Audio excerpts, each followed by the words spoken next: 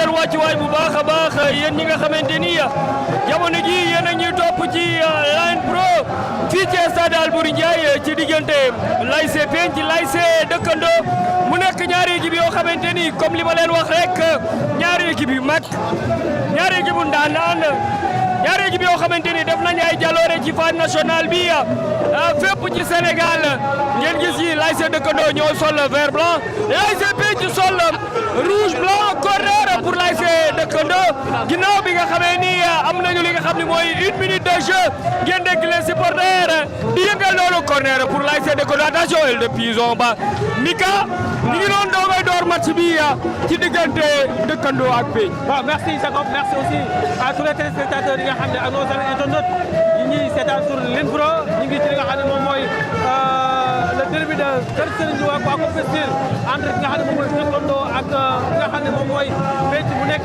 derby boo xam ne Louga doy bu ko doon xaar après jamono jëwriñ voici le derby de la zone B attention waa Penc ñoom ñooy doxal Penc waaw le numéro 10 dama ko defal baax na Tabana qui fait la passe pour son latéral gauche donne au numéro 10 récupéré tey waa Penc ba tey ñoom ñooy attaqué du côté droite attention à profondeur le numéro 5 de Penc xaajaatale et c'est une faute et c'est un coup franc le temps que ñu bàyyi ñu jël ñu joxante ñu def li nga xam ne moom mooy la bonne chose entre ñu ngi doog a commencé li nga xam ne moom mooy la première mi-temps du côté de Dëkkandoo vêtu en vert et côté Penc vêtu en rouge et blanc waa Dëkkandoo ñoom ñoo doxal le latéral gauche c'est le numéro 29 qui fait la passe et pour Neymar et la balle est sortie actuellement ñu ngi fi nga xam ne moom mooy stade Albouri Ndiaye am ni c'est le numéro 32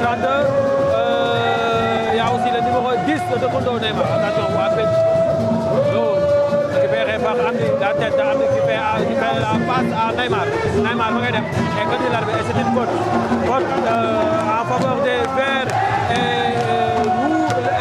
et blancs Jacob ñi match bi ñu commencé neex na peut-être tey comme ni ko defee li ñuy ñaan rek moom mooy ñaari fan yi moom zone A ak zone B ñu ngi ciy génn bu baax a baax.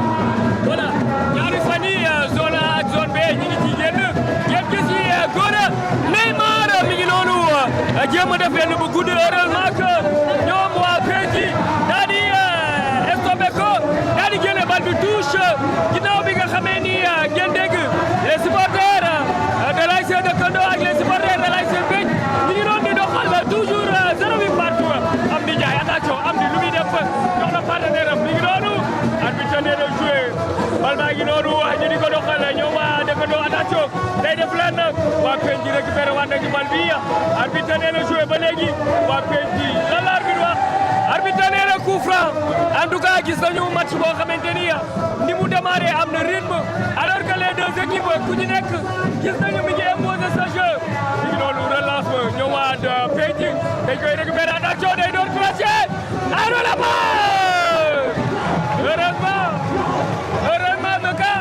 Mika match bi nag teel na tàng Mika. teel na tàng je pense que dina neex c'est une première frappe ki nga xam ne moom mooy Ndiaga Kabré moom moo ko def en faveur des rouges et blancs actuellement les verts et blancs ñoom ñoo ko obtenu le défenseur central qui fait la passe pour son excentré laissez passer attention lan lay def da ngay dem ba tey le gardien de Dëkkandoo qui récupère la balle sur ses pieds actuellement vêtu en numéro 99 ñu ngi dem ba tey c'est une tête ma ngay dem ba tey que dit l'arbitre et c'est une faute en faveur des verts et blancs.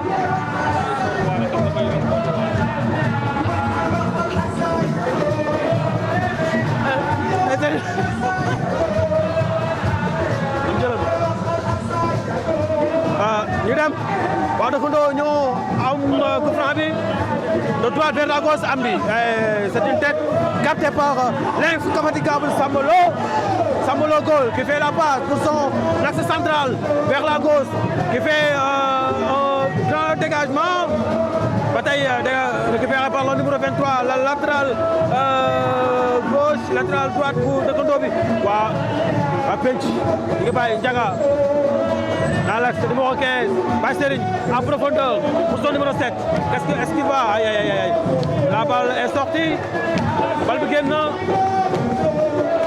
na à touche pour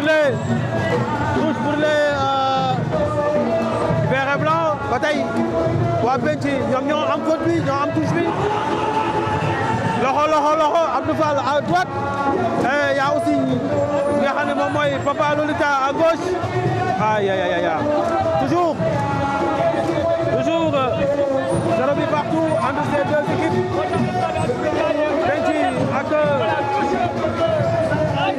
Abdou Fall Asiko baax na lu boobu du côté du retrait ani waa Dëkkandoo merci à nos amis internautes ba tey da ngay dem waa penc le numéro 10 en profondeur pour Capri qui fait la passe qu'est-ce qu'il va faire aïe il n'a pas eu la chance aïe c'est une faute et c'est une faute pour le numéro 2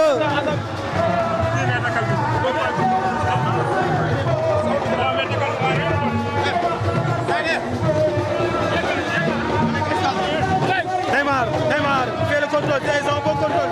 Neymar, bataille, Neymar, bataille. Bon retour pour Baye-Serigne, il fait la passe. Diaga, est-ce qu'il va pas prendre la balle? Diaga, il va le retirer. Bataille pour le portier. Toujours 0 but partout. Le portier de Dëkkandoo. Un bon relance. Waaw, poitrine bombée. Un bon contrôle. C'est un jeune. Il ngi dem xaacatal. Récupéré par le numéro 10. Aïe, c'est une faute. Faute la def. Am Alaaji. Voilà Mika toujours pas de but fii ci stade Albouri Ndiaye ci diggante l'ASC Dëkkandoo l'ASC Penc ngeen gis ñoom waa Dëkkandoo ñoom moom li nga xam ne moom mooy coup franc bi day def benn relance andi ko fii ci côté gauche bi bal baa ngi noonu dañ koy récupérer ñoom waa Dëkkandoo dañuy former triangle bi mi ngi noonu benn ba Gora Neymar day décaler complètement ci côté gauche bi ñoom waa Penc dañ koy récupérer waat lu muy def day def entrejambe ba ma ngay dem day ànd ak moom mu wéeru ko loolu daal di génne bal bi supporters di yooxu di pousser seen équipe en tout cas gis nañu match boo xamante ni match bu rythme la match boo xam ne gis nañu engagement bi nga xamante ni moom la ñaari équipe yi am kenn ku ci nekk yaa ngi imposer ce jeu teg bal bi ba noppi andi li nga xam ne mooy rigueur loolu dañ ko soxla ci genre match yi coup franc pour l'ASC Penc coup franc pour l'ASC Penc ñoom moom coup franc attention day centre bal bi deuxième ba day tëb dévier bal bi attention dañuy mbëkk bal bi ba léegi ñoom waa Dëkkandoo Penc day def lan tranquillement le portier de l'ASC Dëkkandoo arbitre nee na hors-jeu ñoom waa Dëkkandoo gi ñoonu dañuy def benn relance moom seen góol bi da koy yóbbu ci côté Gora Neymar Amdi Ndiaye lu muy def Amdi Ndiaye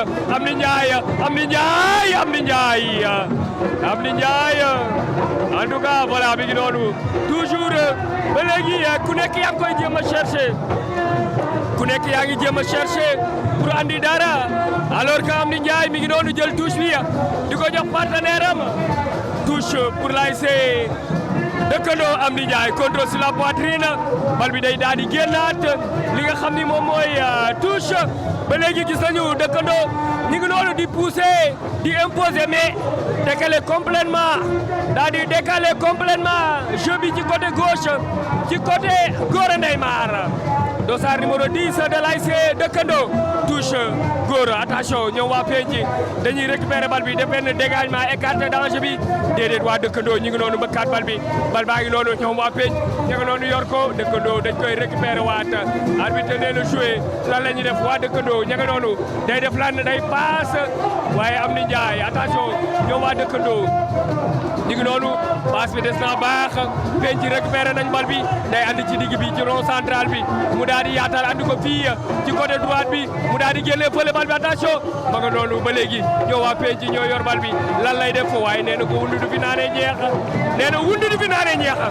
en tout cas Mika match bi teel na neex. non teel na neex là on a eu du bon football actuellement toutes les deux équipes ñu ngi montré dangereuses du côté de ces deux côtés toujours 0 but partout entre Penc ak Dëkkandoo on a joué 10 minutes actuellement ba tey ndam dikul comme gars yi ni ñu koy defee ba tey Penc Béji en rouge Diaga Capri moom est-ce qu'il va tirer le coup franc attention les gens se discutent entre l'arbitre se discute entre le capitaine Amdi Ndiaye ak nga xam ne moom mooy arbitre central bi Ndiaga est-ce que daf koy door direct ci camp yi wala dafay def centre Ndiaga Capri ay aj na ko ci kaw aj na bal bi ci kaw Ndiaga ba tey 0 but partout entre Dekondo ak Penc on a joué 10 minutes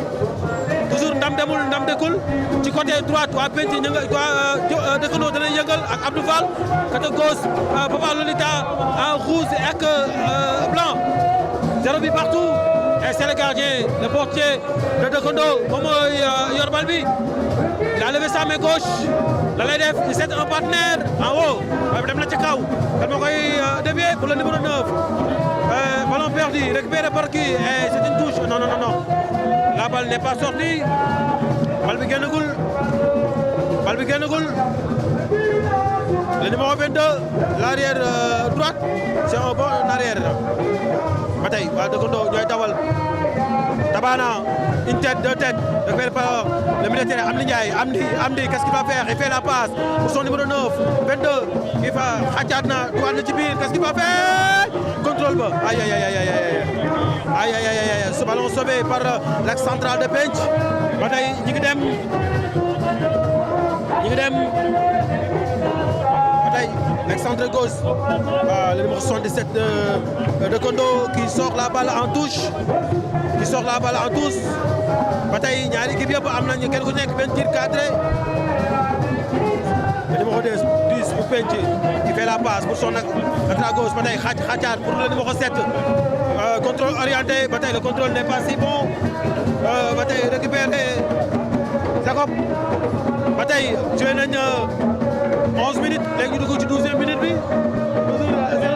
naa la waay Penc dëkk la en profondeur pour les rouges Ndiaga en poitrine y a pas de jeu ba tey waa Penc ñoo daw le numéro 17 qui rate son contrôle récupéré par le numéro 22 attention dégagé par le numéro 25 en profondeur en tête pour le défenseur aile de pigeon ba baaxul loolooy aile de pigeon xacaat Tabana qui récupère la balle toujours et c'est une faute en faveur des verts et blancs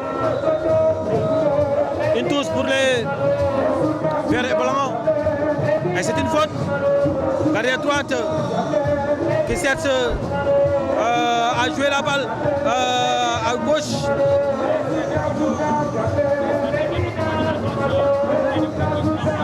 Baye Serigne attention contrôle gauche contrôle droite Baye Serigne ma ngay dem ay c'est une faute mais Baye Serigne il est en train de se montrer très dangereux Baye Serigne lu mu su jëkkee bal bi rek dafay seet li nga xam ne moom mooy faute te mu ngi koy am ni ko bëggee. En tout cas Alaaji boo xoolee bataille bi am ci milieu de terrain bi ak assise bi nga xam ne moo am ci défense bi nga gis ni tey affaire yi du yomb voilà ñu noonu voilà arbitre nee na joué ñoom waa Penc ñu ngi doon yor bal bi lan lay def day ànd ak moom nee na ko wundu du fi naanee ñeex en tout cas gis nañu benn joueur de l'ASC Dekondo mi ngi noonu tëdd xamuñu exact lan moo ko dal mais en tout cas gis nañu les forces de défense et de sécurité ni nga xam ni moom la ñuy gérer stade bi ak ni nga xam ni noonu la ñuy waxtaanee jiital li nga xam ni mooy dialogue alors que loolu dafa am solo touche pour l'ASC Penc ñi ngi noonu touche bal bi attention da koy dévier lan la arbitre wax arbitre nee na joué bal baa ngi noonu am ni Ndiaye ba léegi ñoo waa Dekondo Penc ñi ngi noonu yor bal bi lan la ñuy def day def benn contrôle arbitre nee na coup franc l'ASC Dekondo ñoo moom coup franc bi noonu ñoo waa Dekondo ñoo moom li nga xam ni moom mooy coup franc bi toujours 0 bi partout fii ci stade Albouri Ndiaye 14 minutes de jeu Gora Neymar attention ñoo waa Dekondo ñu ngi doon yor bal bi lan lay def day yaatal génn complètement fële ca gannaaw teewul ba léegi ñoo waa Dekondo ñu ngi doon yor bal bi di ko doxal seen zone di ko benn am Diop andi Ndiaye l'ASC Dekondo lan la ñuy def comme solution day def benn relance waa ji dugal tànkam teewul ba léegi l'ASC Dekondo attention da koy décaler passe bi foofu dafa bari nee na ko dafa bari passe bi dafa bari toujours 0 bi partout ba léegi kenn dugalagul le portier de l'ASC Penc ñi ngi lan day def benn relance fële la koy génnee day def lan bal bi daay génn wala ba léegi arbitre nee na joué ñoom waa penc day ànd ak moom da koy gunge topp ko ba bal bi daal di génn toujours Mika kenn lakkagul jaaxi. kenn lakkagul jaaxi Jacob 15 minutes de jeu pour nos amis internautes qui disent que pourquoi on n'entend pas Papa Lolita là où on est auprès des supporters de l'AS Dekondo ci côté boobu lañ nekk moo tax vous n'arrivez pas à entendre Papa Lolita on s'excuse pour les supporters de Penc. Attention l'arbitre ne dit rien et l'attaquant de Penc qui demande bataille waa Penc waa Dekondo le numéro 5 en profondeur pour le numéro 9 pour la notation une bonne récupération pour l'axe central bu Penc le numéro 5 waa Penc ñooy doxal bataille de droite vers la gauche xaacatal le numéro 10 qui fait la passe pour son latéral gauche qui cherche un partenaire est-ce qu'il va le faire poussaatal pour Ndiaga xaac dañ ko ci biir da koy def day dugaat Ndiaga il peut le faire Ndiaga qui fait la passe pour le numéro 11 et l'arbitre laisse l'avantage le numéro 10 qui fait qui xaacatal pour Ndiaga pour son arrière gauche qui joue c'est une bonne passe war ba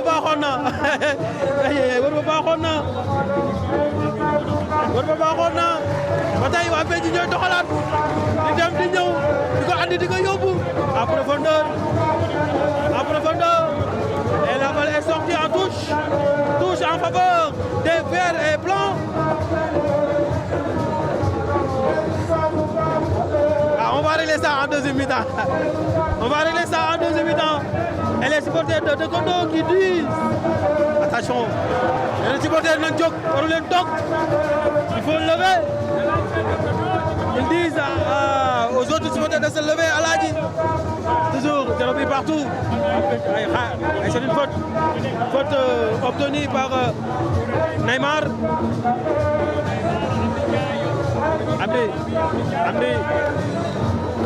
Amdi est le coach de Penc qui dit de se calmer. Neymar pour Amdi. Neymar qui fait la passe pour son numéro 10 77 Khachat aywaay c'est donc roulé na ko c'est une passe baax na rek pour le but Neymar Khachat bu ko ci biir Amdi lan lay def xàcc na qui change le jeu pour son excentré c'est un partenaire pour le numéro 9 attention me dit l'arbitre il y a pas une faute le numéro 10 en profondeur pour le numéro 7 goal bi jël na ko gardien bi jël na ko toujours 0 but partout on a joué 18 minutes de jeu ici au stade Albouri Ndiaye le derby de la zone B entre Dekondo ak ki nga xam ne moom mooy Penc ba tey waa Dekondo ñooy doxal l'axe central bi joué de droite de gauche vers la droite donne la balle pour son portier xaacaral contrôle droite dem ci biir et c'est un partenaire le jeu est calme attention pour en profondeur pour son numéro 9 et c'est une faute obtenue par le numéro 5 en faveur des rouges et blancs Aladji toujours 18 minutes de jeu toujours 0 but partout entre nga xam ne moom mooy Penc ak nga xam ne moom mooy Dekondo.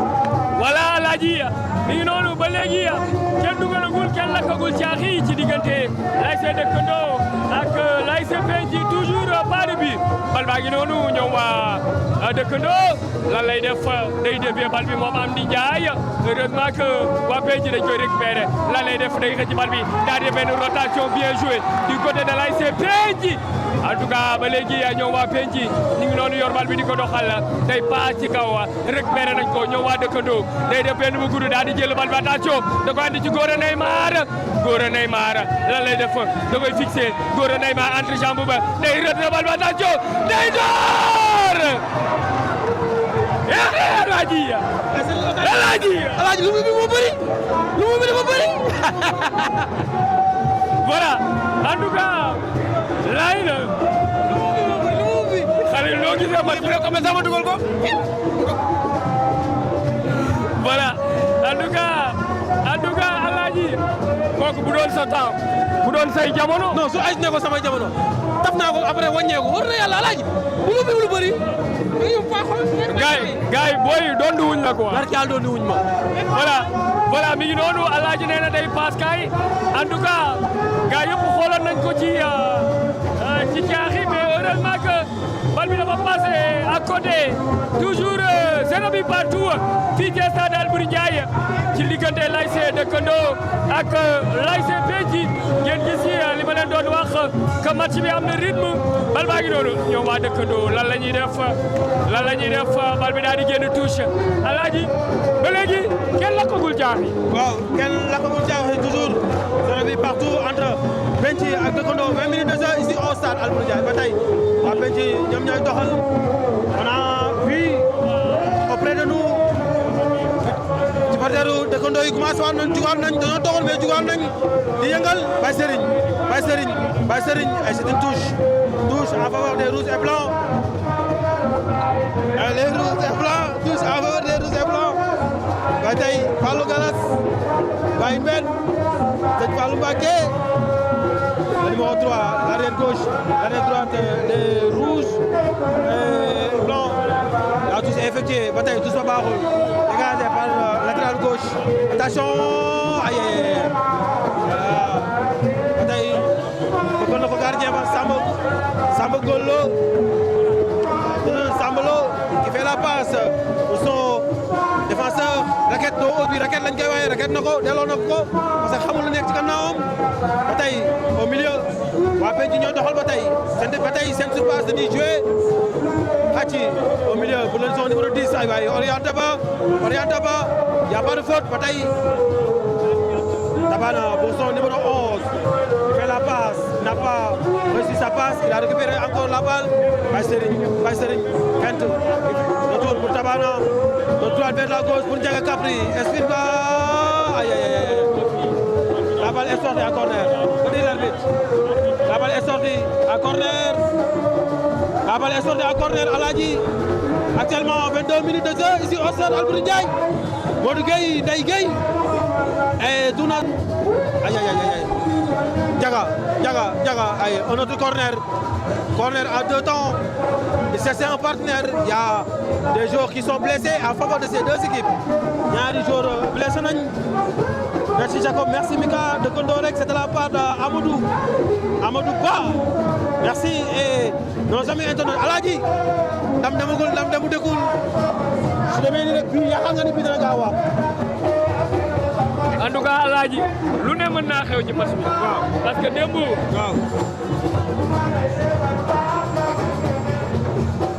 Dëkkandoo ak jëwrin dem nañu bañ ñi gars yi dañuy jamono jëwrin autant pour moi jamono jëwrin dem nañu bañ ñi dañuy bëgg a samp nul ñee daal di dugal daanaka 88e minute de jeu match ba yem. kenn xaaru ko fi woon kenn xaaru woon ba xam match dana am bi bi mu ñëwee baax na sant ba sit lool. mais démb homme de match président zone. waaw c'était William il a fait une bonne organisation je pense que Abdou Sarr aussi il a copié su Ndiaga bi attention corner en faveur des rouges et blancs qu'est-ce qu'il va faire aïe bal ba ca kaw mbëkk na ko ca kaw c'était une occasion de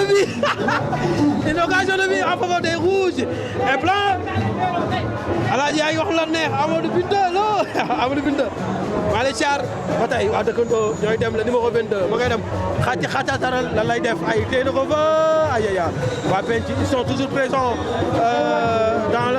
dans la défense le numéro 10 qui fait la passe pour son latéral gauche xàccatal ubbeeku na yëkkati na loxoom na la ko def Ndiaga c'est une passe manquée récupérée par le numéro 77 de Dëkkandoo xàccat na qu'est-ce qu'il va faire il va jouer derrière pour son axe central pour le numéro 26 aïe c'est une faute elle a laissé l'avantage Neymar contrôle ba baaxul da doon passe waaj a dem bal ba andiwul et c'est une touche c'est une bonne et belle bataille merci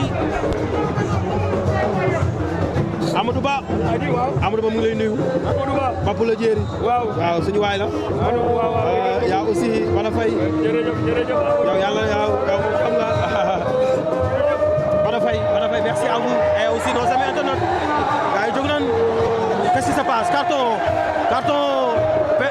jaune qu'est-ce qu'il a fait pour le numéro 77 et les joueurs de Penc ne sont pas d'accord avec l'arbitre et qu'est-ce qui s'est passé réellement mesdames et messieurs donc qu'est-ce qui s'est passé lu xew Baye Serigne il n'est pas d'accord Tabana il n'est pas d'accord on a vu le gardien Sambalo quitter ses cases pour venir parler avec l'arbitre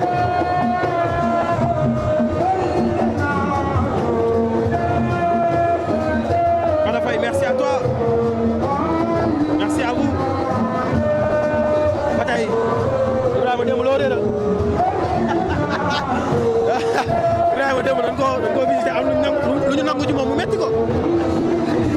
laay nu yaa Mika sama waa ji démb Khalil la dañoo gagné soxna si. soxnaam dañ koo gagné démb. waaw. mais bu ñëwee ba ci bord bi bu ñu koy visité daa am lu cher ci moom lañ nangu. da ko doon nëbbu. da ko doon voilà. ñu muy daaw def ci zone bi naan ngir yàlla jox ma lii. voilà te li ci gën a garaaw avant match bi di jeex la jël xale bi di ko yóbbu léegi ndekete ci yoon bi la bii bi duggee ba woo ko foo nekk mu ne ma. bu muy génn 0-0 la waaye woon. démb ba 3 heures du matin. ma nga koñ boobu di nax xalem bi da doon jooy rek. waaye bëgg maa tudd turu waa ji ndax daa bari njëriñ. merci mon ami. infatigable. l'incontournable mon ami. Jacob Boss, merci à toi. Merci aussi à nos internautes. Mame Cheikh Lo. 26 minutes de jeu ici au stade Abdou Ndiaye. Il y a le joueur qui s'était blessé. Jogno. Une tombe passe manquée. Le numéro 11. Serski, Baye Serigne. Khacha, on est dans les Guénard. Obi, regarde pour son numéro 2. C'est l'arrière gauche. Le numéro 77. Il fait un bon dégagement. Le numéro 77 toujours présent au milieu. Aïe, aïe. Il y a un Dadou.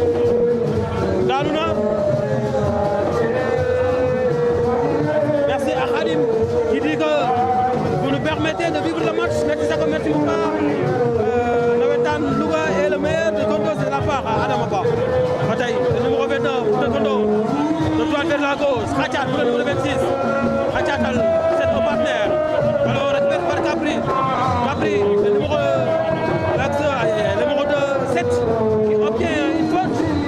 Et il demande à ses ordres de ñu baal ko. Félicitations Jacob, je suis ancien joueur de l'AS Lay Ndaw liggéey bi rafet na. Je vous suis depuis Dakar, merci à Lay. Et on est très fiers de vous. Toujours confiant pour les rouges. Dans la Chanel. Adjunoko Tabana, il fait la passe elle est manquée. Et c'est une mauvaise passe. Bataille Wade récupéré par le numéro 25, c'est l'arrière droite. C'est une mauvaise passe. Passe au bas, la quête bas, numéro 9, Amdi Ndiaye. Toujours Amdi Ndiaye. Aïsserine. La balle est sortie. Abdoulaye Seck, merci à toi. Alingay et tous tes amis ici sur l'intro, la base YouTube. Numéro 5. Numéro 5. À profondeur, Capri qui fait la passe. Est-ce qu'elle est bonne? Récupérée par l'arrière gauche. Il est intelligent. Dafa ko jox boppam. Dafa jox boppam rek daan. Comme yooyu li ngay jox sa bopp di daan. Waaw. Alaaj noo gisee dem match jamono. Noo gisee. Yow la dal démb dafa métti. Dañoo nangu sa li nga gën a bëgg. De un, sa bakkan lañ nangu ba pare ñëw nii la.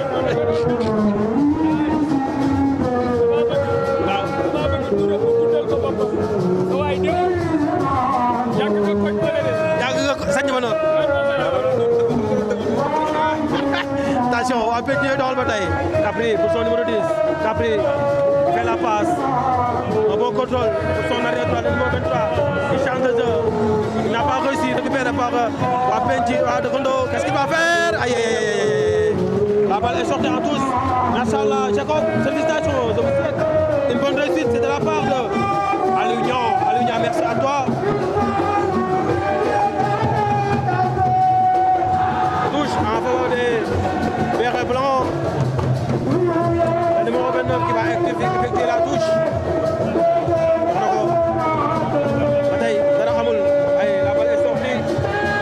La balle est sortie en touche.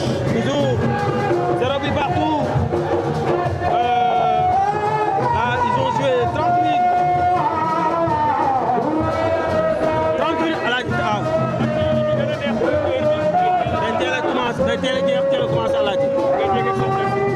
soxna si célibataire yi jege célibataire yi merci Jacob cette année-ci daf ñuy taquiner 30 minutes de jeu Aladji bientôt les on a joué 31 minutes de jeu toujours zéro bi partout.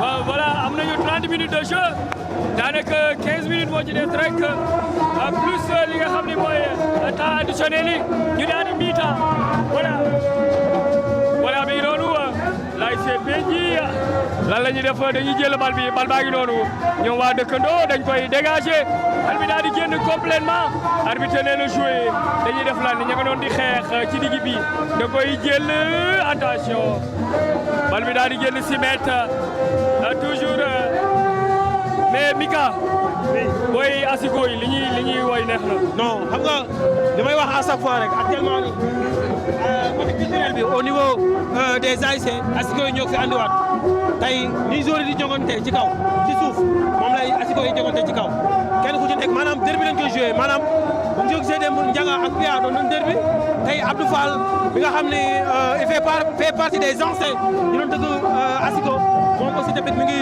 jongante ak Papa Lolita comme ni koy waxee toujours zéro but partout entre ces deux ASC 32 minutes de jeu ici au stade Alfred Ndiaye waa Pénji ñoo am faute ñoo am touche l'arrière droite qui va effectuer la faute récupéré par les défenseurs des Verts et Blancs Tabana qui fait la passe pour Baye Serigne est-ce que dana ko jàpp ko ngay daxante ak moom def na ko affaire de lëg la balle n'est pas sortie toujours ñoom ñoo ko téye ba tey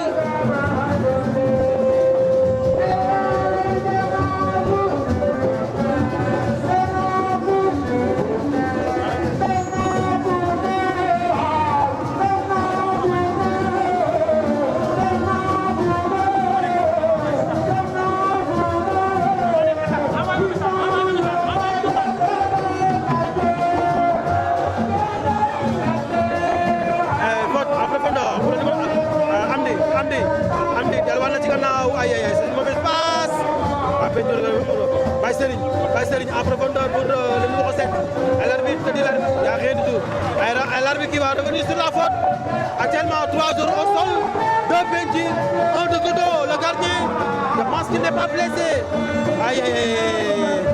mais arbitre revenir non arbitre dafa revenir ci faute bi ci première faute bi avant deuxième faute bi waaw avant première faute avant deuxième faute bi c'est bien arbitré quand même.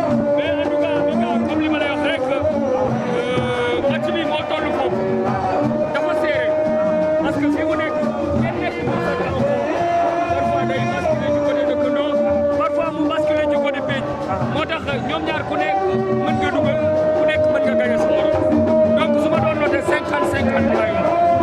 comme ni nga waxee kenn ku ci nekk yaa ngi def sa temps fort da ngay am sa temps fort mais soo xoolee démb comme match démb bi jëwriñ bi mi deuxième mi-temps bi dafa am temps fort am exploité ko man bi jëwriñ ci def yooyu noonu daa leen ni dina bii léegi mu am mais xoolal tey match day basculé day dem ci Pénji jugo ci Pénji dem ci dëkkandoo jugo ci dëkkandoo ci Pénji cela veut dire que mën nañu xaar même su bii soo amul premier mi-temps mën na am deuxième mi-temps alaaj boo xoolee démb sax jëwriñ yi dernière minute yi jëwriñ bii bi dafa xeeñoon après occasion yi dañ doon tege mais aussi jamono am nañ gardien bu baax. non c'est un bon gardien il a fait un bon match merci Jacob mon ami mon frère merci aussi à Louga Pro TV Ousmane ou Asma on est trop fiers de vous bro merci aussi à Aline Pro notre camarade notre ami mi ngi baax Yana qui demande Papa Lolita les supporters gars yi ñuy jël di rafet na waa ji nee na waa ñaari kii bi dañuy nappante rek kenn ñemewul sa morom. àdduna dañoo toll ci jamono goo xam nappante la rek. mi nga équipe bu ndaw amatul boo xoolee li may wax à chaque fois football léegi fi mu toll da ngay jéeg si yàgg nga jox favori daal di kii nga ñëw équipe boobu keneen ki sonal ko. effectivement li may wax ni talent du ju tur parce que football à chaque fois day évoluer à chaque fois am na jeune génération boo xam ne dañuy ñëw moo tax nawetaan à chaque fois nga gis révélation boo xamante ni ay jeune talent yoo xam ne dañuy ñëw kenn du leen xam kenn du xam fan la ñu jugee moo tax li ma gis nii nee naa Mika jàppal ñi mën nga gagné sa morom. te aussi dëkkandoo ak penc dañoo am équipe. dañoo am équipe peut-être ils ont resté surtout dëkkandoo il avait raté ses premières sorties mais gis nañ ne li nga xam ne moom mooy équipe bi affaire bi changé na équipe bi yaa ngi changé.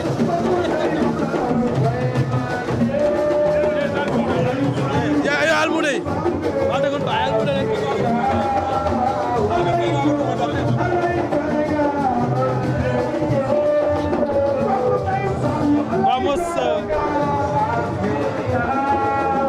Ramos Dëkkandoo c'est de la part de Ramata Diaw merci aussi à Maodo Diop gi nii kooku dafa graaw de mi ngi neex de bilahi bana fay mooy si ko man penci loolu ta mooy Aliou Gueye merci à toi 36 minutes de jeu toujours 0 bi partout Alaaji ma bàyyi la nga doxal ma mën a waxtaan ak mën naar laay waxtaan.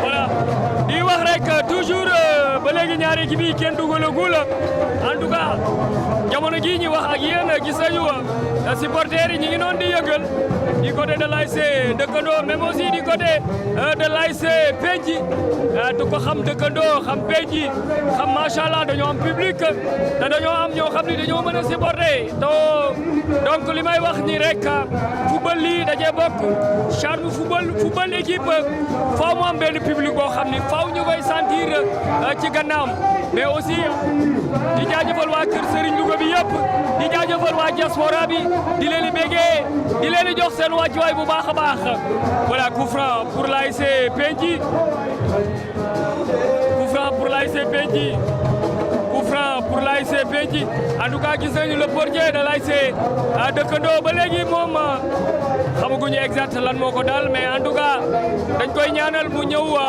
ci jàmm prompt rétablissement ba ñëwaat mën a reprendre continuer waat ci match bi parce que sànq ba léegi aussi gis nañ ko mi ngi ci match bi donc xam naa contact bi ma am ak joueur Penci bi xam naa ni fa ñu dalante rek moo metti ci moom dëgg donc dañ koy ñaanal mu wéraat ci jàmm jugaat ba mën a àggale match am toujours ngeen dégg ba léegi comme ni ma koy waxee démb ñu gis ni diggante l'ASC Jëwrin ak l'ASC Jamono en tout cas rien à dire liñ doon xaar ci diggante Jamono ak Jëwrin rien à dire vraiment franchement bravo aux deux équipes yi nga xam ni kenn ku ci nekk ñëw nga marqué sa empreinte wane sa bopp moo tax ku ci nekk mérité woon nga gagné donc man dama naan ñaari équipe yëpp dama leen wax bravo mais aussi Mika démb benn affaire bu ma marqué ci côté zone A mooy fair play bi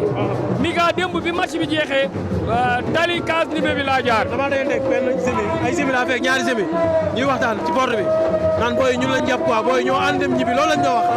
déggoon lii maa ko gisal sama bopp man maa gis supporter Jëwrin yor drapeau Jamono ñii dox biir kaas nimbe ñii ànd ñii sol orange noir ñii sol vert blanc ñii ànd di waxtaan nga gis ni loolu day wane ñi lépp Louga la te alors que ñi Mika Louga ñëpp a xamante surtout la jeunesse te aussi ndaw ñi boo xoolee léegi dañoo am maturité. ñoom ñooy fréquenté ndoo soo demee Sanc Manoor waa Sanc Bassirou nga fay gis soo demee Sanc Bassirou waa Sanc Manoor nga fay gis c'était trop cool démb gis naa comme li nga waxee booy jamono yi am na ñoo xam ne biir jiw nañu leen jaar estat yi tey soo gisee amul gaarawaale Kaffrine seen nawetaan après ñun ñëpp ñoo bokk Louga ñoo bokk Sanc Bassirou ñoo bokk Sanc Manoor alaaj mais Mika dañoo toll ci jamono goo xam ne sax léegi ndaw ñi nekkatuñ fi di xeex ak yooyu léegi ndaw ñi xam nga lan la ñuy xeexe noo amee dara tabax kër takk sa soxna yor say waajur bokk ci ñiy teralaate donc ndaw ñi loolu la ñuy xeexee léegi donc da ngay gis dañuy solu sañse ñëw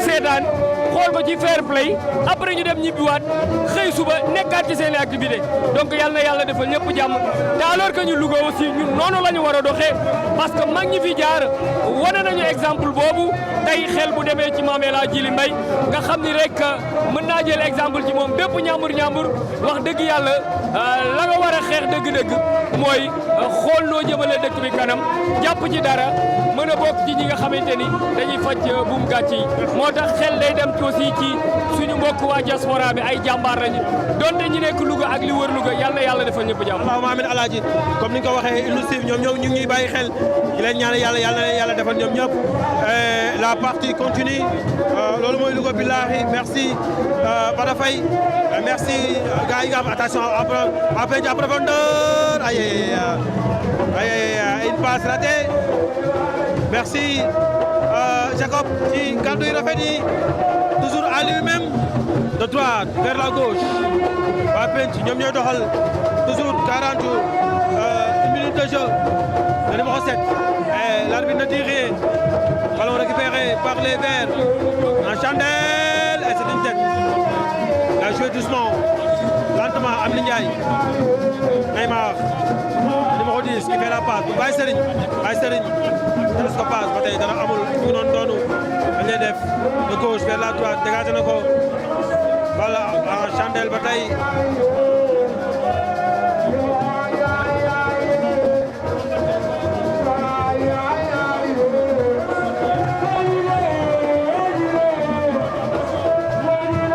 Samalo moo dëgg bal bi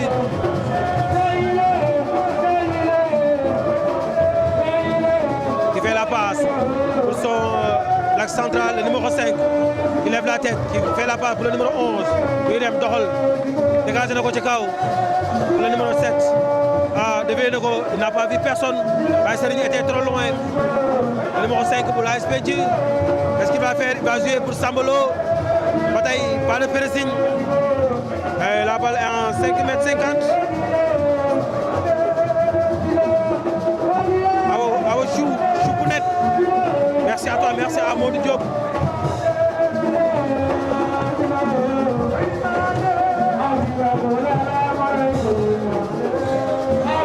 Toujours 0 but partout en faveur de ces deux équipes. Aïe, c'est une faute. C'est une faute obtenue par Baye Serigne. Dëkkandoo moo koy yëngal Ramata merci à toi Abdou Fall il est à côté de nous di jégalu à profondeur pour qui le récupéré par l'arrière droit le numéro 10 mais xaatata oppression et l'arbitre qui dit il n'y a pas de faute et les supporters et les joueurs de Penc ne sont pas d'accord avec l'arbitre. Ils ne sont pas d'accord avec l'arbitre. Touche. Sandre, et bon, c'est un bon Sandre. Aïe, aïe, aïe. Bataille arrière gauche. Dëkkandoo moo koy jox pour le numéro 22. Et c'est une passe. Xacat. Dugg ci biir. Tawi na ko. Et c'est une faute. Et l'arbitre qui siffle une faute. Bataille loolu la wax.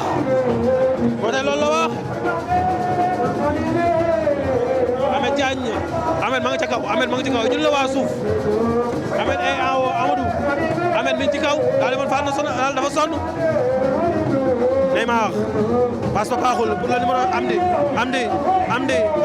ay taloon naan na ko pour le numéro 9 ba tey joué xaacaat na ko pour son numéro 22 le numéro 25 et de centre ay doon na ko ca kaw Amdi arbitre qui dirait ba tey ay c'est une faute de main en faveur des verts et blancs en faveur de l'AS de Kondo toujours 44 minutes de jeu dans le temps réglementaire. Mais l'arbitre, qu'est-ce qu'il va faire pour le temps additionnel 5 minutes pour le temps additionnel. 5 minutes. Bataille, Baye Serigne. Et c'est une faute. Et c'est une bonne faute. Et c'est un coup franc. Fii la jëwriñ amee woon faute démb. Lakk Jaaxi démb. C'était le même endroit. 45 minutes de jeu actuellement. 0 but partout en faveur de ces deux équipes. Là, et l'arbitre a donné des cartons jaunes. Arbitre Alaaji coup franc bi lan la lay fàttali coup franc bi.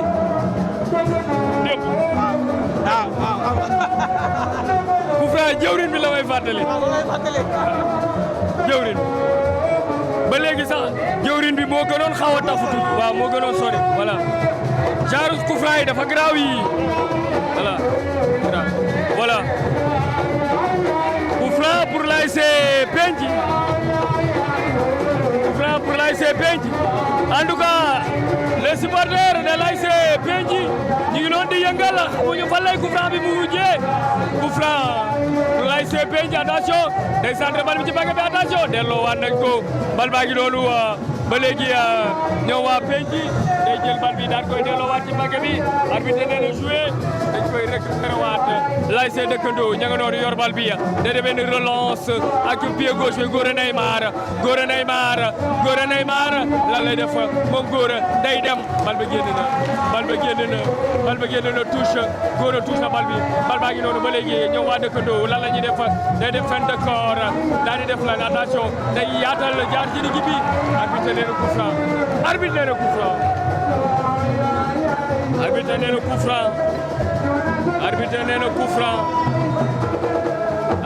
coup franc l'ASC dëkkandoo ñu ngi noonu ñoom moom coup franc bi dañ koy delloo ci gannaaw ñoom waa dëkkandoo ña nga noonu day dóor benn crochet lan lay def da koy yaatal fii ci côté gauche bi mu bàyyi ko ci Gora Neymar Gora da koy fixé entre jambe ma Gora day def lan Gora day raté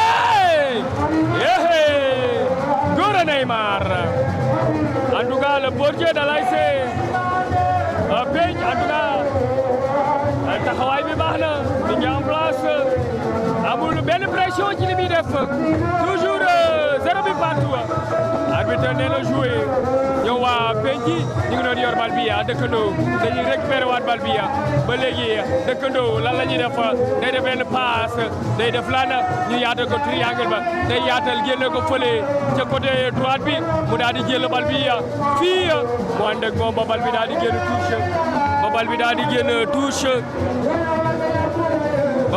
génn touche en tout cas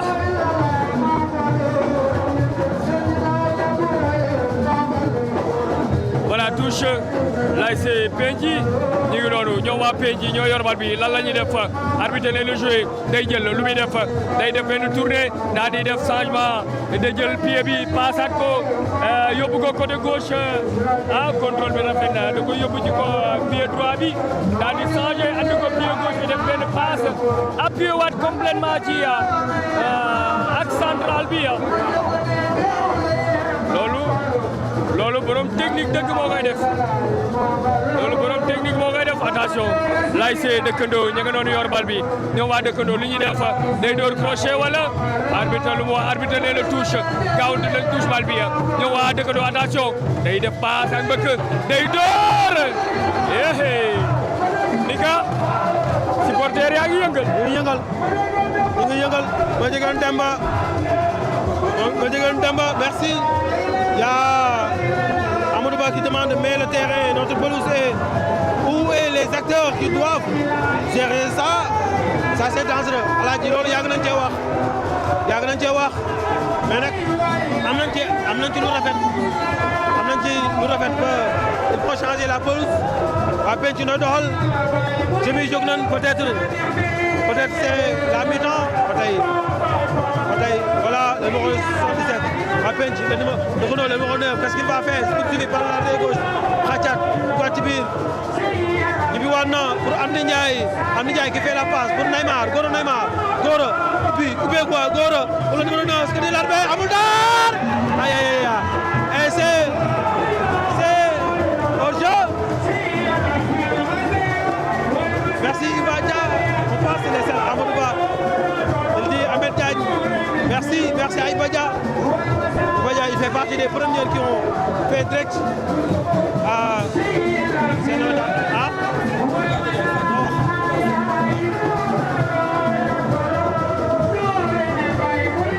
Bataille, il est à l'arbitre. L'arrière droite, récupéré par Capré. Capré qui fait une faute. C'est la mi-temps. Mi-temps, 0 but partout entre Dëkkandoo et Penc. 0 but partout. Ils ont joué 45 minutes plus 50 minutes. C'était trop cool. On va gagner. Ñaata 1-0 yi. 1-0 ñaata 2-0 yow. Les supporters sont entrés à Alaaji. C'est la mi-temps entre ces deux ASC. comme li ngay wax rek premier mi-temps bi on peut appeler ça comme round d'observation équipe yi ñemente wuñu kenn ku ci nekk yaa ngi def ay attaque di retour di taxawaat say camp.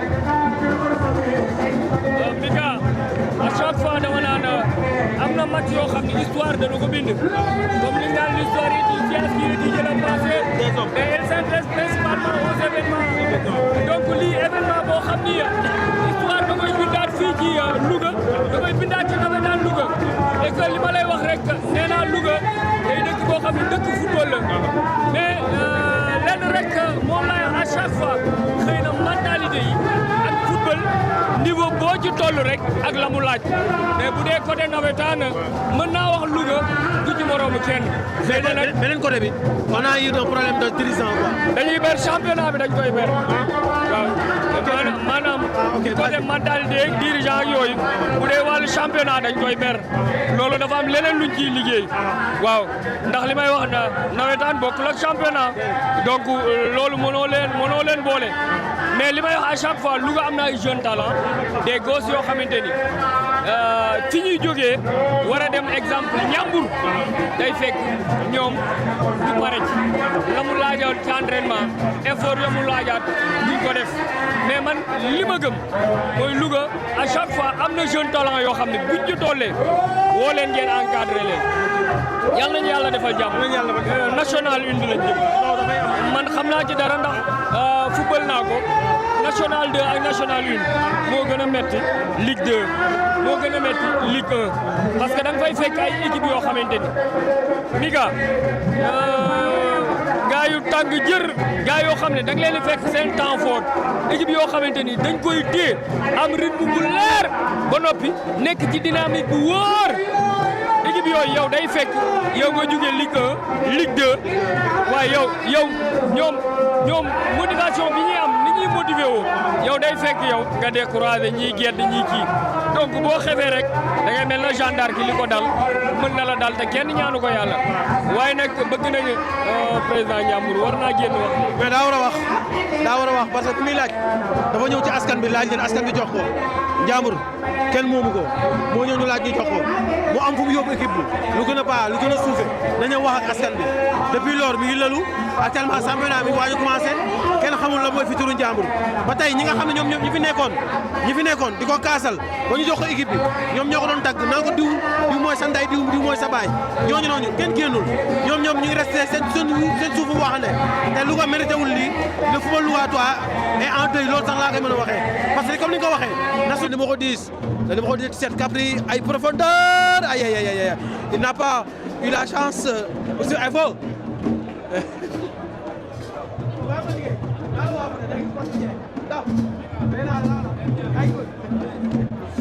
ba tey bal ba dafa dem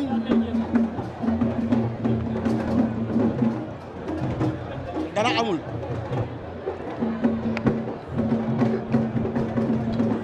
le gardien de Dekondo 50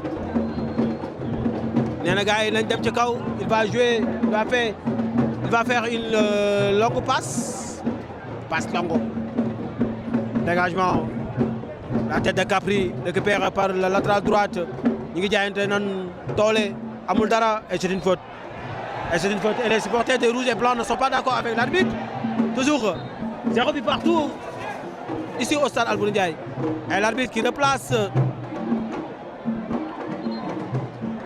les joueurs batay na tek tekkaaral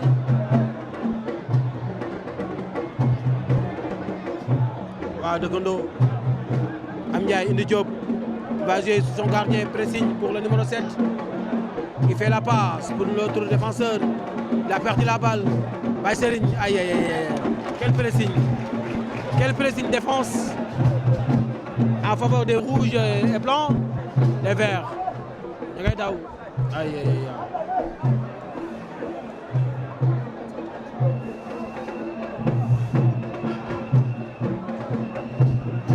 woo naa ko nee na mi ngi ñëw les rouges et blancs le numéro 10 qui joue en défense récupéré par l'arrière droit du moins pour jouer pour Sambolo Sambolo qui fait un contrôle, qu'est-ce qu'il va faire? Il ne prend pas de risque, il fait la passe pour Tapaï, le numéro 5, qui fait un long dégagement du bas de la balle. La balle est sortie en 5,50 m. Toujours 0 but partout. ci ñaari équipe yi entre Dekondo ak Penc ba tey kenn ku ci nekk da nga noppi kenn waxul ndam demagul ndam dikkagul waaw Dekondo Gora nay waaye c'est une faute, c'est Gora qui a fait une faute et la zone B rend hommage à Nogoy Niang yal na ko yàlla yërëm Nogoy Niang mu nekkoon sur la zone B doon ko yëngal yàlla def ko ni mu génn àdduna yàlla na ko yàlla yërëm xare ko àjjana yu kawe Nogoy mu ngi lay ñaanal yàlla fa nga jëm gën fa nga jógee waaw Dekondo loolu Tabana il a perdu la balle récupéré par le numéro 77 fa nga jëm gën fa nga jógee ñaanal yàlla def sonal seen t-shirt yu weex bi ni ci Nogoy ba tey président pour le numéro 11 le numéro 10 tawi na xàccaaral dugg ci biir lan lay def jëlaat na ko 1 2 3 4 passes joué long ay ba tey waaw Dekondo ñooy dugal en profondeur ba baax na ay il a joué pour Sambolo un bon retour pour l'arrière gauche peut-être le premier changement des Verts ba tey ay c'est un bon contrôle 1 2 ay ngi baax ba tey ñu ngi baax de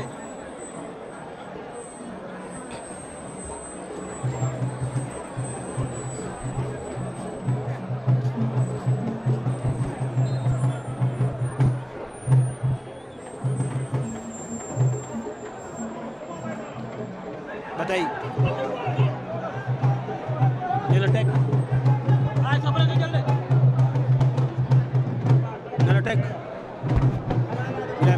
yu dem Ndiaga il a levé la tête Ndiaga et c'est un but pour Penc qui marque et Baye Serigne aïe et c'est un bon centre de Baye Serigne le du gardien et Penc qui ouvre le score actuellement 1 but partout 1 but à 0 en faveur des rouges et blancs et c'est un but bi ñëw na xaar nañ ko ñëw na et Penc qui marque le premier but Ndiaga qui dribble Ndiaga qui occupe l'espace et Ndiaga qui fait un centre pour Baye Serigne qui teg son tank qui a fait l'arbitre qui appelle ses joueurs et c'est un but Baye Serigne marque Penc marque Alaaji xaaroon nañ ko ñëw na Penc dugal na premier bi Alaaji nee naa ni Alaaji deuxième mi-temps bu neex lañ nar a gis non Alaaji deuxième mi-temps bu nar a neex lañ nar a gis Alaaji deuxième mi-temps bu nar a neex lañ nar a gis deuxième mi-temps bu nar a neex nga nar a gis Alaaji 1 but partout 1 but à 0 attention en faveur de Penc ñëw na Penc la ñu dëkk commencé yëngal saay ba yëngatu na en faveur des roues attention waa Dekondo ñu ngi dem pour le numéro 5 aïe et les Verts ne sont pas d'accord avec les coachs qu'est-ce qui s'est passé maintenant et Penc qui marque le but marqué par Baye Serigne avec un beau centre de Ndiaga Capri mu décalé à gauche xàccaloon mu def passe profondeur Baye Serigne ñëw teg tànk ba gardien ba et c'est un but là où on parle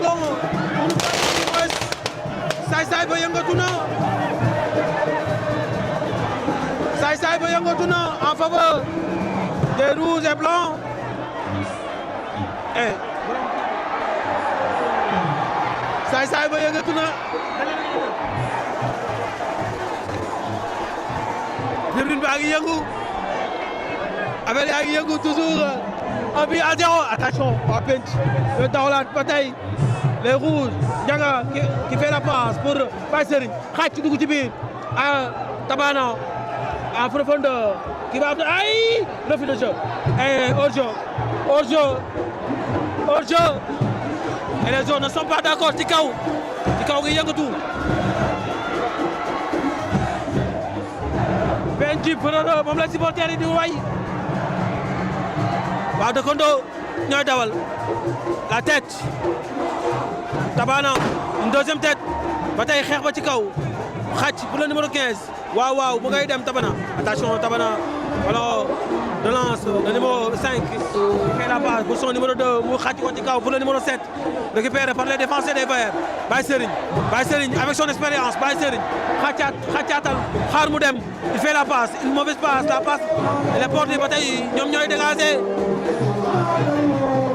le numéro 5 attention aïe aïe aïe l'expérience de Sambolo ba tey amatul retour pour le numéro 2 qui fait un mauvais débat Gora Neymar il a raté son contrôle et touche en faveur des Verts longuement joué touche et que va faire le jour attention le numéro 22 xaata dugg ci biir joué na ko centre ay Sambolo un bon dégagement pour Baye Serigne demaat na xaaj Baye Serigne ba tey mooy dem Baye Serigne Rosa ba ngay jóg Ndiaga et qu'est-ce qu'il va faire Ndiaga il a obtenu la faute Ndiaga Kapli il est en train de faire son match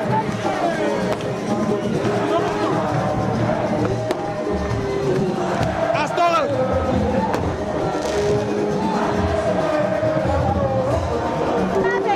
saay ba yëngatu na du côté des rouges et blancs saay ba yëngatu na Rosao et Pench qui mène 1 but à 0 actuellement c'est Pench qui mène 1 but à 0 ici au stade Albouri Ndiaye waa Pench ñoo obtenir coup franc ñu ngay discussion entre 4 joueurs grand Alessiane bëgg naa la Galaye maa lay jaajëfal le numéro 2 et le numéro 10 sont devant la balle qu'est-ce qu'ils vont faire le numéro 10 xàcc reculé di xool gardien bi def na barrage am 2 personnes ma ngay dem le numéro 2 le numéro 10 qu'est-ce qu'ils vont faire ba tey xàcc xaataat et c'est une tête hors-jeu et c'est un hors-jeu Alaaji hors-jeu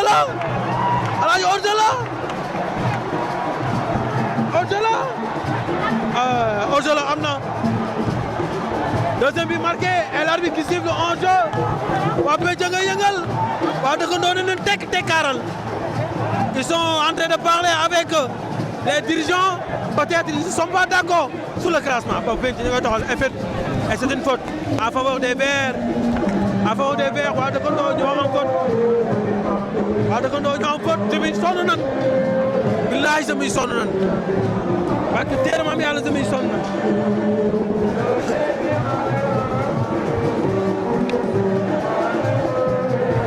ba tey les Verts toujours 1 but à 0 en faveur des rouges et blancs et c'est une faute waa Pench yëkkati nan seen banc bi jóg na attention aïe une mauvaise passe récupérée par les Verts Amdi qui lève la tête Amdi et la deuxième qu'est-ce qu'il va faire aïe tourne aïe Sambolo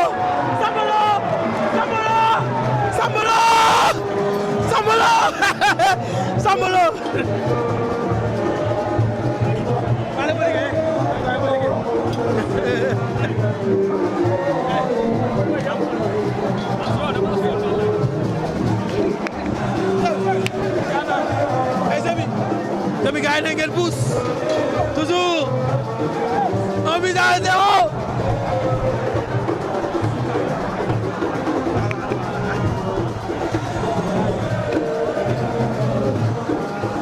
waa dëkkandoo le gardien dëkkandoo qui fait la passe pour l'autre défenseur pressing bu waa Pench bi ba tey ñu ngay dem et c'est une faute en faveur des Verts et Blancs et Sambolo a fait sortir une bonne balle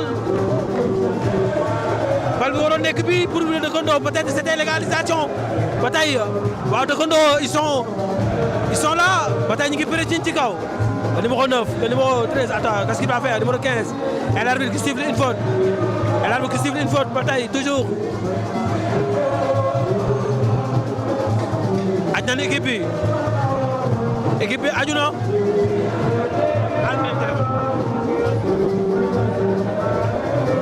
ba tey waa dëkkandoo penc le numéro Baye Serigne wax le numéro 10 xàccaat jouewaat ci gannaaw joxaat ko le numéro 11 attention c'est une faute en faveur des rouges et blancs penc ñu ngi yëngal ci kaw di yëngal ci suuf waa dëkkandoo aussi tamit war ngeen a yëngal ci kaw yëngal ci suuf espérer l'égalisation pourquoi pas.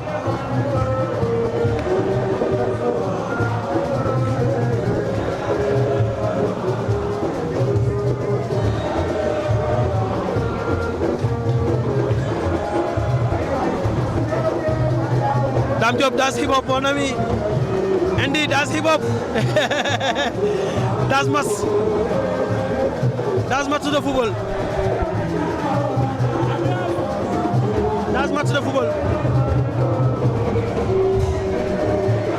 attention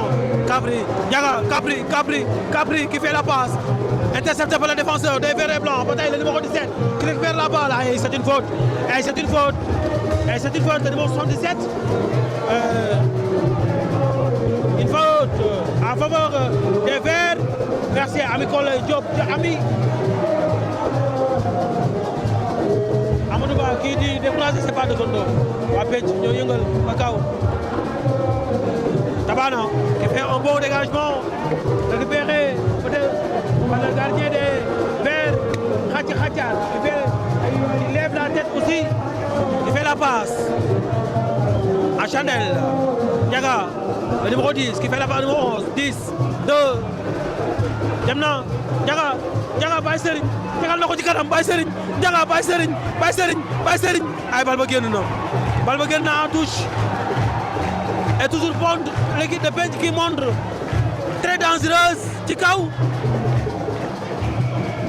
l'équipe de Penc est très dangereuse toujours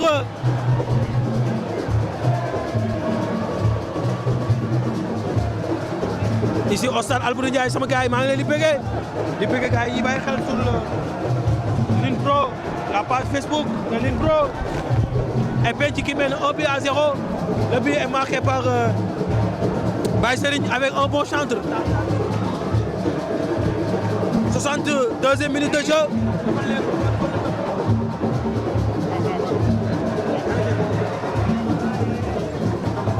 yaa wàññi qualité bi wala boog wàññi qualité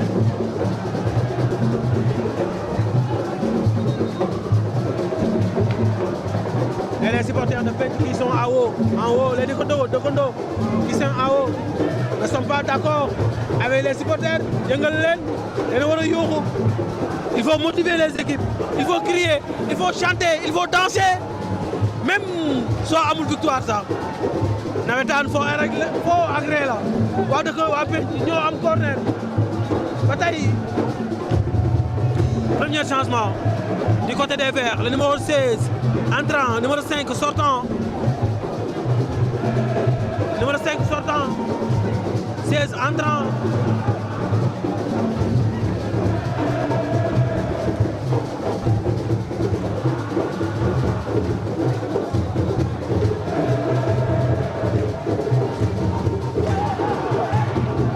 Penc qui mène 1 but à 0 et corner il a levé la main aïe bataille Tabana la tête de Tabana aïe claquette ba baax na c'est un bon arrêt pour le portier des verts et blancs aïe ça devrait être le deuxième but mais le gardien était trop présent dans ces cases.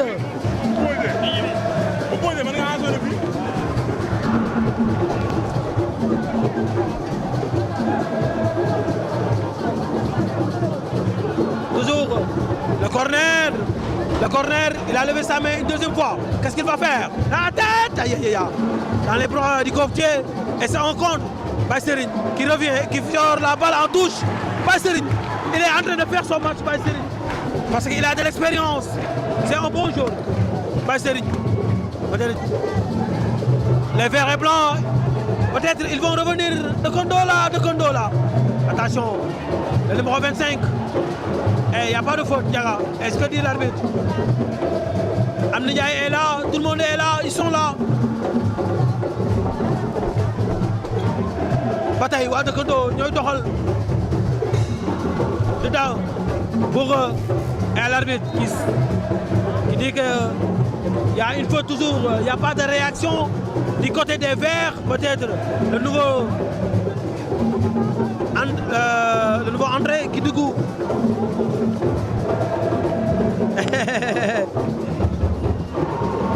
Le numéro 2 qui fait la passe pour qui Diaga, pour Kan Amna Ndiaye. Aïe aïe aïe aïe. Le numéro 11, qu'est-ce qu'il va faire? Et laissez passer. Bàyyi na ko mu dem.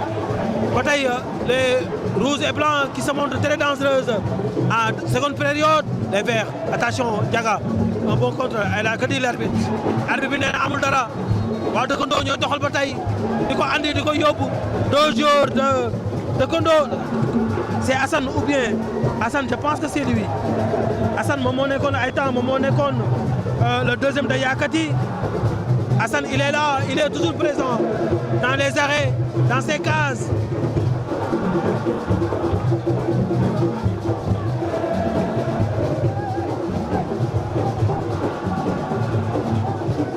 Toujours des verts blancs à terre.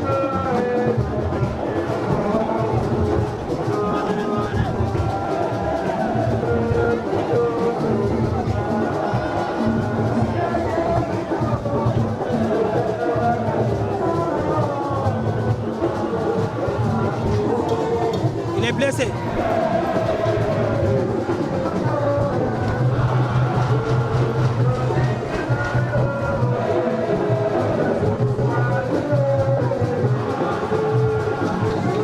Les sapeurs pompiers ñu leen ngeen yéeg ci kaw sapeur tonton sapeur xool leen tribune bi tonton sapeur ah xool leen tribune bi boo yaa ngi blessé.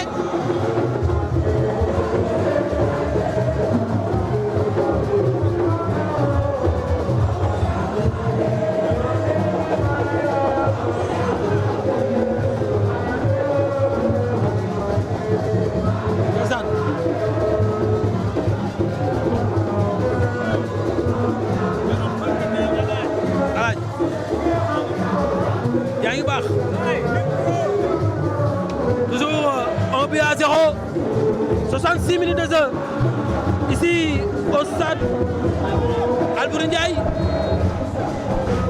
Et là, le jeu est repris.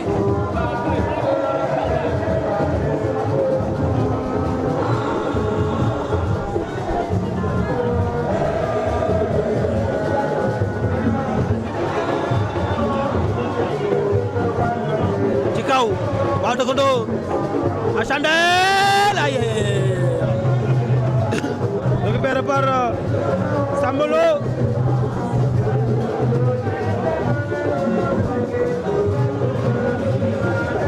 Bataille, Waa de Kondo, le numéro 16, le nouveau Andra, contrôlé, dugg ci biir pour Gora Neymar, Gora xaj, Gora pour une passe pour le numéro 16, la lay xaaj. Aïe aïe aïe poto ca poto ba la ilaha illallah Muhammad Rasulullah ca poto ba.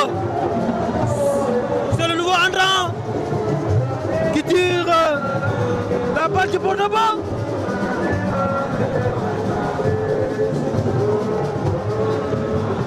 Et de Kondo qui se montre très dangereux en deuxième mi-temps avec un tir sur le poteau.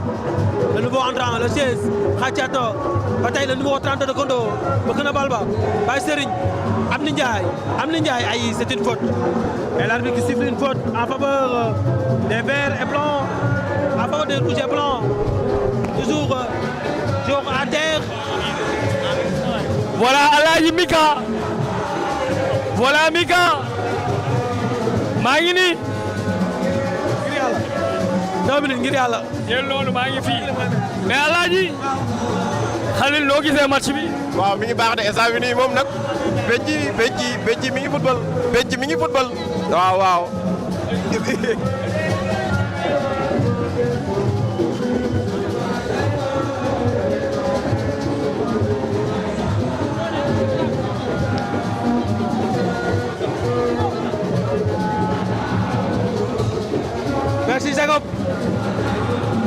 Alors à terre, un jour des rouges et blancs. Les à terre.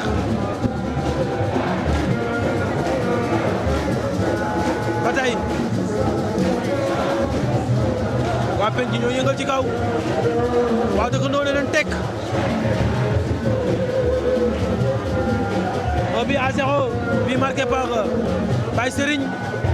Avec son expérience, on peut s'attendre à ce que Amdy Ndiaye aussi se montrer pour répondre à Baye Serigne. Ça peut se faire.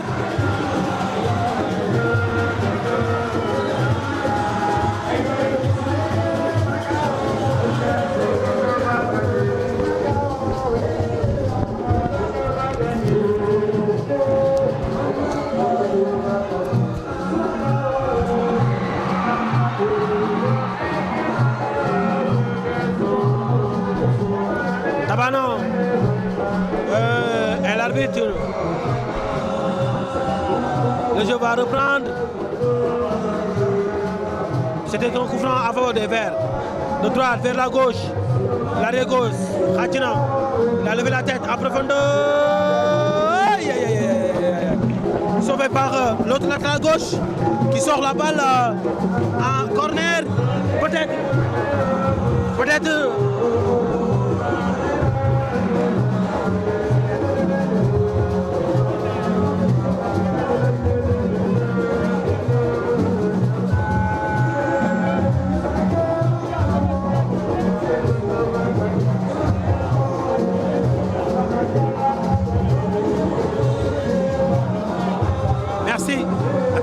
Attention, la tête. Aïe, aïe, en haut. Merci à nos amis internautes qui nous demandent la prochaine fois de chercher une autre caméra pour les tribunes. Et l'arbitre qui donne un carton jaune à Baye Serigne. Je ne sais pas ce qui s'est passé. Attention, waa dëkkandoo ña ngay dawal pour fan. Aïe. Le numéro 15. Et c'est une faute. Faute pour les Verts. Un bon coup franc. Il faut essayer. Je rapide. À l'arbitre qui dit que l'arbitre n'est pas d'accord avec les Verts.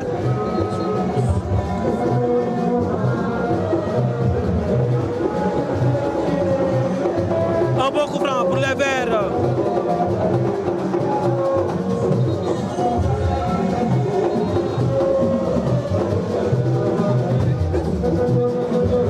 Qui va parler avec l'autre gardien de l'AS Taekwondo, le gardien numéro 2.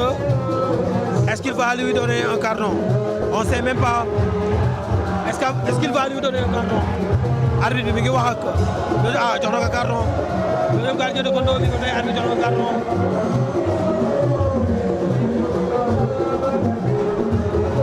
Et Pape Sey, le pitch, le numéro 8, qui va faire son entrée.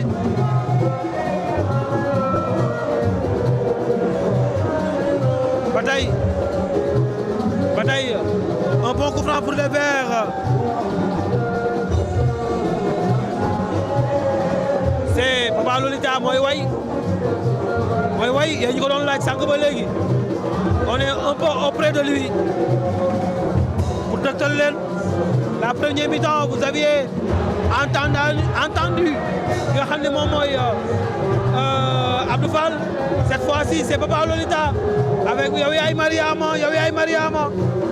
Bilaay. Un bon coup franc pour les Verts. Sambolo. Que dit l'arbitre? Il dit qu'il n'y avait rien du tout. Samba, il avait laissé l'espace. Mariama Sey.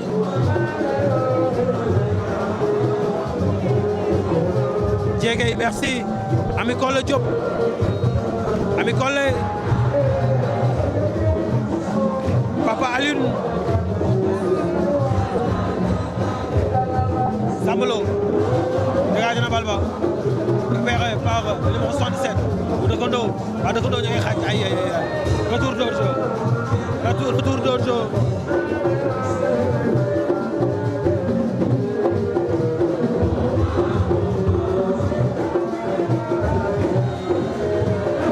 Même pas. la jox tribune bi incha allah Samba moom mooy tiré au jeu bi à Chanel en tête pour les Verts récupéré par le numéro 16 pour qui c'est un partenaire numéro 16 boo koy xaaj en profondeur dem na Neymar et c'est une touche en faveur des rouges et blancs. Il a joué intelligemment. Changement du côté des verts, rouges et blancs. C'est Tabana qui sort, qui cède sa place au numéro 8, Papsey. 14 sortants et 8 entrants. Est-ce qu'il est content? Il marche lentement, doucement. Papsey moom il n'est pas content. Un autre doomu koñ ba un autre doomu penc dugaan na comme am ni mu nekkee doomu koñ ba ndeysaan parce que deret la ba tey dégagement pour qui également récupérer une bonne récupération. Il est blessé. Bataille, les rouges. Bal bi génnagul. Bataille, allez, amul dara. Ndiaga. C'est le numéro 2. Aïe, kenn nekku fa. Latéral gauche, Bataille. Xacat, doora dugal ci biir. Le numéro 16 bu de Kondo, moom moo duggoon. Récupéré, jouer derrière pour son numéro 2. Pour Khati, jouer en profondeur pour le numéro 2. Et l'arbitre qui dit qu'il n'y a pas faute.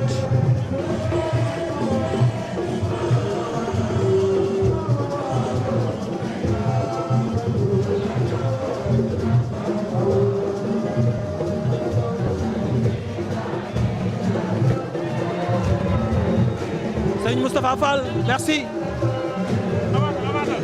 Actuellement, on est au stade Albouri Ndiaye. Il y a un jour à terre. Voilà, merci. Merci, Aladi. Merci les amis, nos amis qui nous suivent. Aladi, penc mi ngi yëngal. Dëkkandoo mi ngi yëngal. waaw dëkkandoo ngi yëngal penc ngi yëngal tubaarkalla Aladi.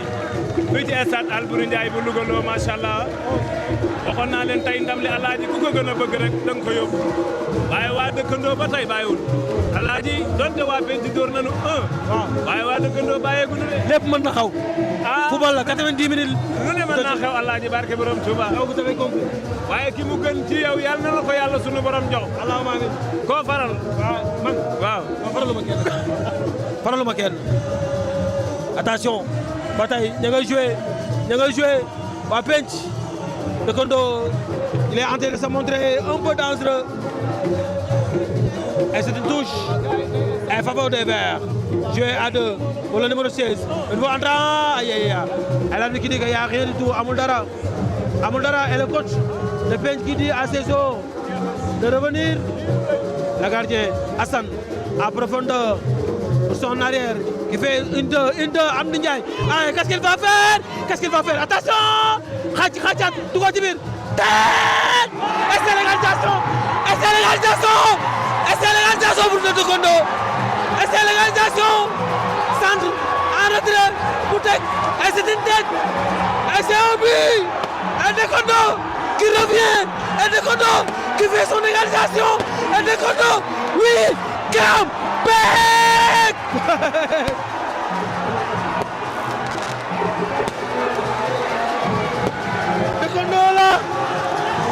Dëkkandoo est de retour les gars c'est l'égalisation des Verts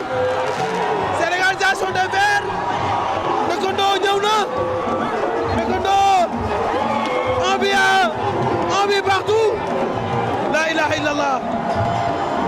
illallah Dëkkandoo répond à Penc Dëkkandoo répond à Penc un but partout ici au stade Albouri Ndiaye entre Dëkkandoo et Penc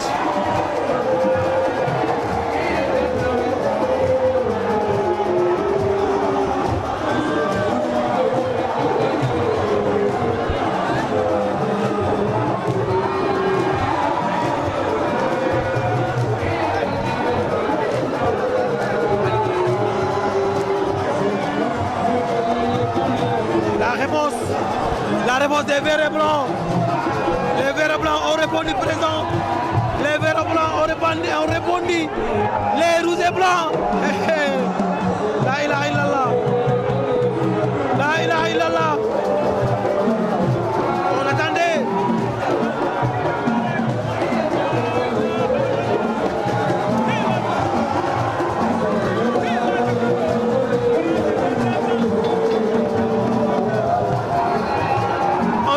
Partout pour ces deux ASC entre Penc et Dekondo ici au stade Albouri Ndiaye.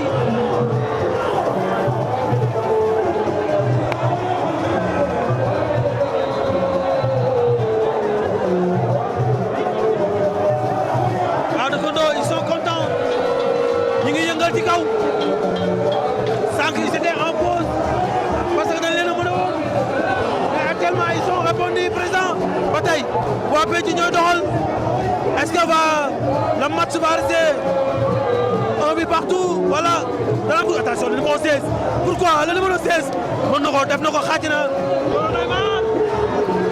Gora Neymar et Maguette Diaw nee na ku ñëw ñu mbayaar daf koy dolli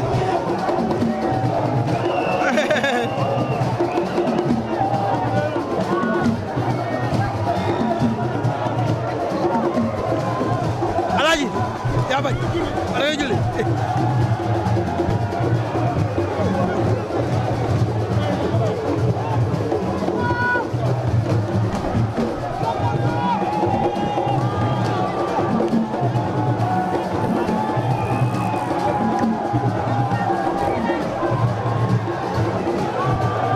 Lat Dior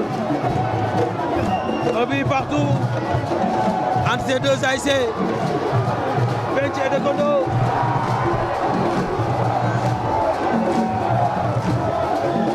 Bataille. Ah, Gora Neymar. Et la balle est sortie. La balle est sortie à faveur des rouges et blancs.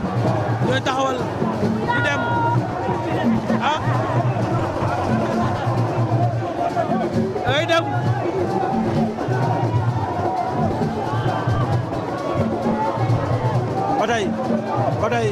Bataille waa Penc ñooy dawal à profondeur pour Ndiaga qu'est-ce qu'il va faire Ndiaga xàcc dugg ci biir qu'est-ce qu'il va faire waaw dugg na ko tibb na ko bon retour pour l'arrière droite c'est un contre la ilaha illallah bon retour y a rien du tout c'est un corner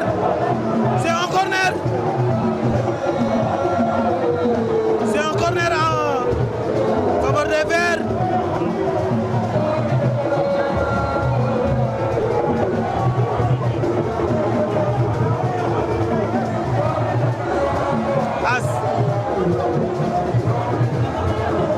Le numéro 32 de Dekondo qui cède sa place au numéro 8.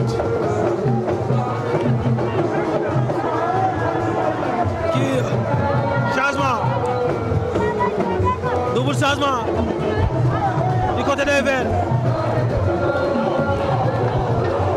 waa Sapeur wuy leen ci kaw.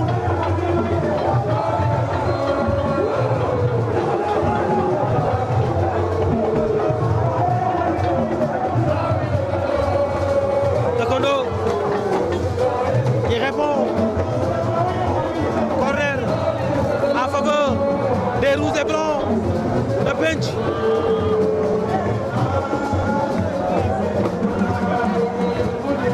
De droite vers la gauche. 85 minutes de jeu. Attention. Hassan. Et Hassan, comme l'avait fait Sank, Sambolo, Hassan aussi répond présent. La balle est sortie en touche. Double changement. 32 sortants, 8 entrants, 10 sortants et 19 entrants. Gora Neymar qui cède pas sa place pour le numéro 19.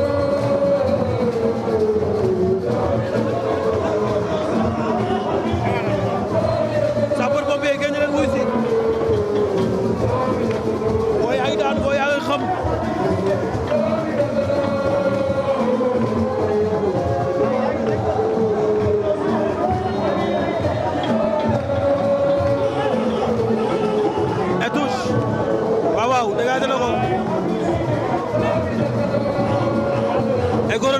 pas d'accord avec ses coachs.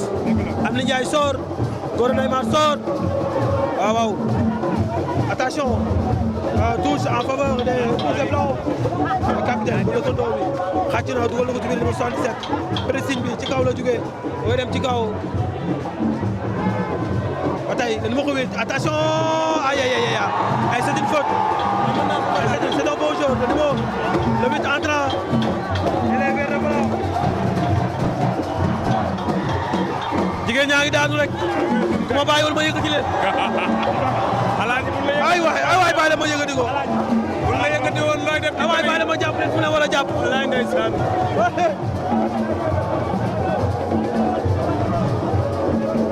Ba tey contre.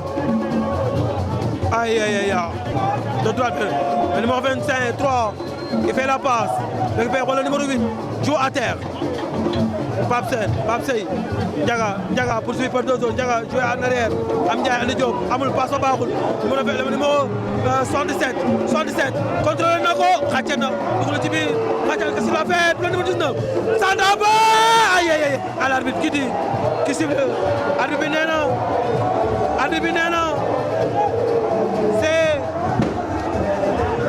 un jeu. 0 but partout. 87e minute 2 heures. Ici au stade Albouri Ndiaye. Match bi neex na. Kondo ngi yëngal ci kaw.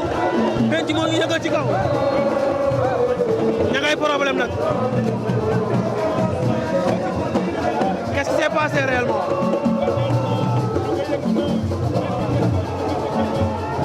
Fall bëgg ma waa Kébémer Amadou Ba merci à toi nos amis internautes ceux qui nous suivent sur Line Pro vous êtes nombreux à nous suivre Asmalik borom Gamou borom Tivaouane nee na xale yi xam moo leen waroon a yow man ki laa waroon nekk sapeur wala kii Croix-Rouge non ñii réew la booy ñii réew booy jur yi ñi leen réew la sage-femme wala ñi def échographie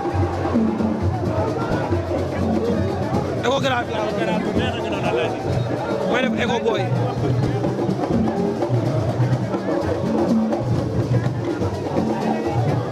ya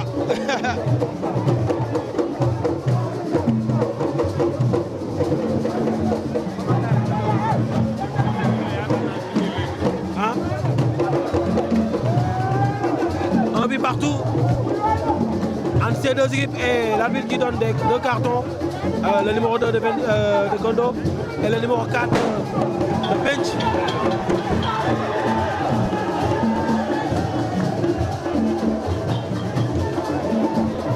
De Kondo Bench, un but partout. Le défenseur de Bench dégage la balle bas, récupéré par les Verts. Ndiaga qui laisse la balle sortir en touche. Ndiaga qui donne la balle pour son latéral gauche, le numéro 2, qui est certes un partenaire. Il a donné la balle à Ndiaga. Laken Noko, Mokinoko, une de Amdia et Diop, Nyong Mantanoko, Dugat Tibir, Achat, Dugat Tibir, et c'est une balle. Ah, Wadi, vers le bois.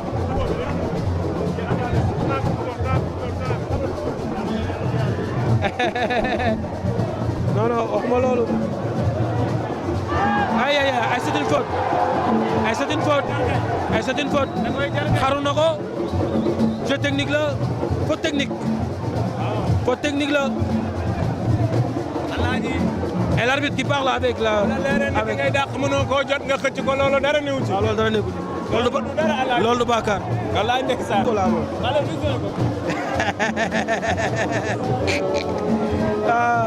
Voilà les golis de nos amis. Attention, à l'arbitre. Nathalie Demnan, de Kondo, c'est une mauvaise passe. Aïe.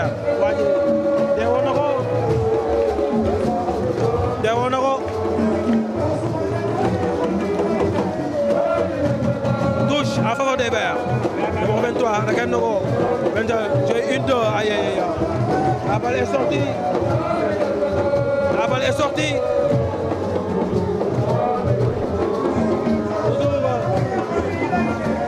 bi un but partout entre Dekondo et Bench. waa Bench ñooy doxal waa Dekondo tête poitrine Ngombe l'arrière droit qui fait la passe en profondeur ba tey poursuivi par le numéro 15 xàccaata dugg ci biir Tabana génn na ba tey une deux le numéro 7 une mauvaise passe récupéré par le milieu de terrain et c'est une faute en faveur des Verts. Une faute.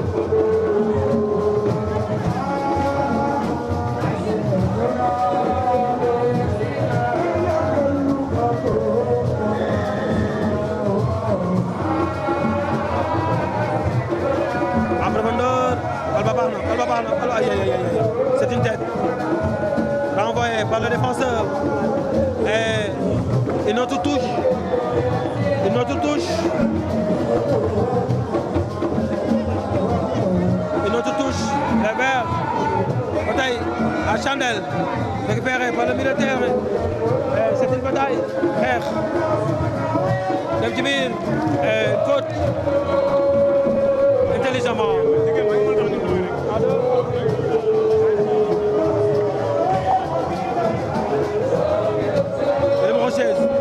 Xaaj dugg ci biir Bac pour le latéral gauche qui fait une autre passe pour le numéro 22 xaajal na ko jëlaat na ko mi ngi dàqante ak moom ba tey dugg ci biir ay le numéro 16 delluwaat na fa mais malheureusement c'est une faute Ami Collé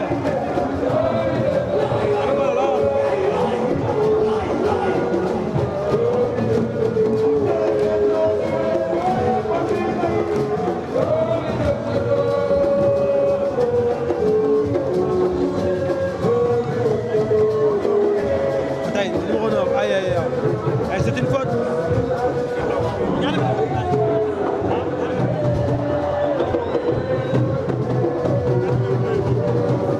93e minute de jeu, le temps additionnel c'est 6 minutes, 2 minutes pour à jouer. waa Bench ñooy doxal ba tey Bench ñooy doxal ba tey Cabri ay il s'est battu avec lui l'arrière droite de Bench de Dekondo guerrier la quoi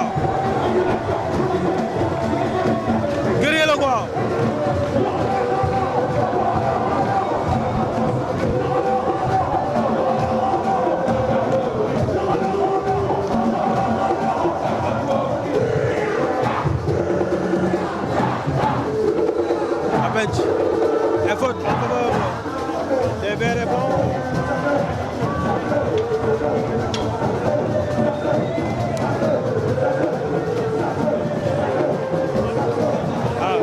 Attention et Sambalo.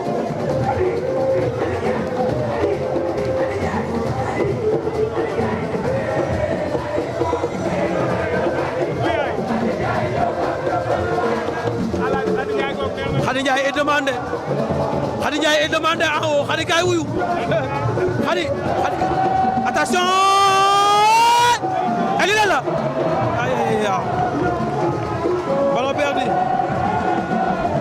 Khady Ndiaye est demandé Khady Ndiaye waa dëkk na ñu koy la woo waaw Aïda Saflé moo jur Khady Ndiaye Aïda Saflé yaayu Assane moo jur Khady Ndiaye Assane Lolo Fane Ndiaye ak Khady Ndiaye benn la ok Assane Loola waaw barki Rasulullah Assane Loola attention ñu ngi dem waaw Dekondo xaaj dugg ci biir de gauche vers la droite qu'est-ce qu'il va faire dugg na ci biir aïe est-ce qu'il va obtenir la balle numéro 19 dugg na ci biir temporisé na ko la balle est sortie en touche et c'est une faute et l'arbitre qui souffle une faute barki téere maam yàlla